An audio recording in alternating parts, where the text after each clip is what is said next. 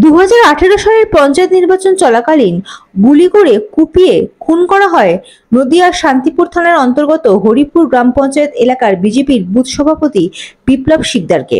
এই ঘটনার প্রায় 7 বছর অতিক্রান্ত হতে চলল। এখনো বহাল তবিয়াতে ঘুরছে বিপ্লব শিকদারের খুনের মূল অভিযুক্তরা। রবিবার ছিল তার স্মরণ সভা।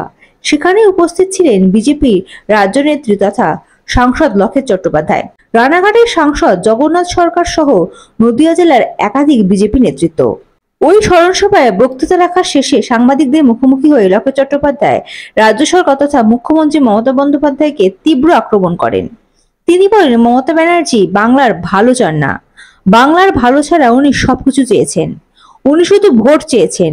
কোনোদিন কোনো অভিযুক্ত তৃণমূলের আমলে ধরা পড়ে না।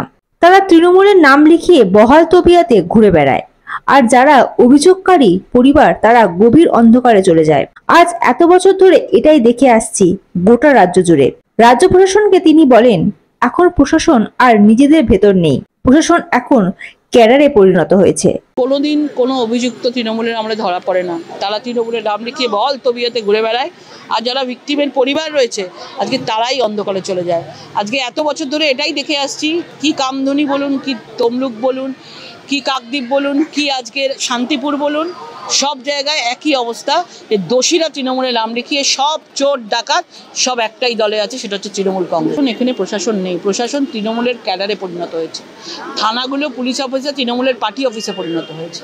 সেই জন্য প্রশাসন তাদেরকে বাঁচানোর জন্য সাহায্য করেছে এবং তাদের অঢেল টাকা নিয়ে তারা জামিন দিয়ে তারা ঘুরে বেড়াচ্ছে। কারুর কোনোদিন শাস্তি হয়নি। যতদিন না ভারতীয় জনতা পার্টির সরকার আসবে ততদিন এদের শাস্তি হবে না। কারণ উনি তো ভালো চান না, উনি তো বাংলার ভালো তো উনি চান না। বাংলার ভালো ছাড়া দেখবেন উনি সব কিছু চেয়েছেন। উনি শুধু ভোট চেয়েছেন। দেখবেন কাশ্মীরে চলে গেছে ওনার প্রতিনিধি দল, বাংলার মুর্শিদাবাদে আসতে পারেননি।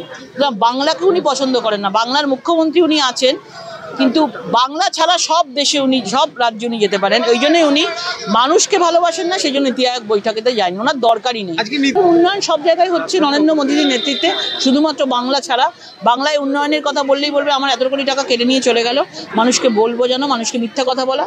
পুরোপুরিভাবে টাকা কেন্দ্রীয় সরকার রাজ্য সরকারকে দিয়েছে। তারা মানুষ কিছু জানে না, মানুষ কোনো কাগজ দেখতে চায় না, সেই জন্য মানুষকে এইভাবে বোকা বানানো হয়। তাদের আন্দোলন করা একদম ঠিক, তাদেরকে যুক্তিযুক্ত, এবং তাদের যেভাবে চাকরি খেয়ে নিয়েছে, 26,000 পরিবারকে যেভাবে ইনডাইরেক্টলি মমতা বন্দ্যোপাধ্যায় হত্যা করেছে, তাদের এই আন্দোলন তারা করা উচিত এবং আমরা তাদের সাথে রয়েছি। এই আন্দোলন যেন আরো বেশি করে হয় এবং এর যেন আমরা একটা শেষ দেখতে পাই। অভিষেক বন্দ্যোপাধ্যায়ের গলায় এগুলো মানায় না। কারণ আমরা যারা বাংলায় থাকি, যেখানকার লোক অভিষেক বন্দ্যোপাধ্যায়, তিনি বাংলায় আগে বলুন যে বাংলার মানুষের সঙ্গে কি বিচার করেছেন, বাংলার মানুষের সঙ্গে ঠিক করেছেন কিনা। বাইরে গিয়ে এত সুন্দর করে নাটক করে স্ক্রিপ্ট করে এইভাবে মানুষকে বলা, এই বাংলার মানুষকে যে উনি বার্তা দিচ্ছেন, যিনি প্রচণ্ড দেশপ্রেমী, তাহলে উনি বাংলা প্রেমী নয় কেন? বাংলার মানুষের জন্য কেন ভাবেন না? Bureau report, ND Bangla news. সবার আগে সব খবর, সঠিক খবর পেতে ফেসবুক পেজটি ফলো করে এবং ইউটিউব চ্যানেলটি সাবস্ক্রাইব করে রাখুন আর শেয়ার করতে ভুলবেন না।